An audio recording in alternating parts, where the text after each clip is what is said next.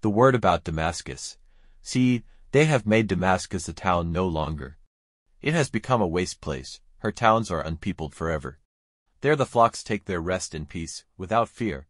The strong tower has gone from Ephraim, and the kingdom from Damascus. The rest of Aram will come to destruction, and be made like the glory of the children of Israel, says the Lord of armies. And it will be in that day that the glory of Jacob will be made small, and the strength of his body will become feeble. And it will be like a man cutting the growth of his grain, pulling together the heads of the grain with his arm. Even as when they get in the grain in the valley of Rephaim. But it will be like a man shaking an olive tree, something will still be there. 2 or 3 berries on the top of the highest branch, 4 or 5 on the outside branches of a fertile tree, says the Lord, the God of Israel. In that day a man's heart will be turned to his Maker, and his eyes to the Holy One of Israel.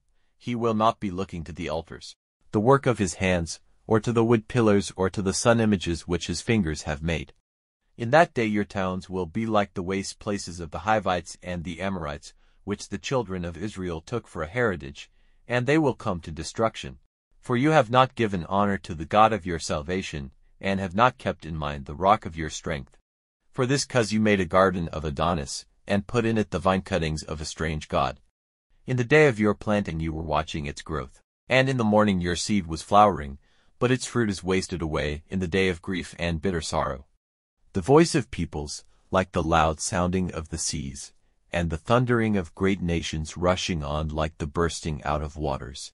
But he will put a stop to them, and make them go in flight far away, driving them like the waste of the grain on the tops of the mountains before the wind, and like the circling dust before the storm. In the evening there is fear, and in the morning they are gone. This is the fate of those who take our goods, and the reward of those who violently take our property for themselves.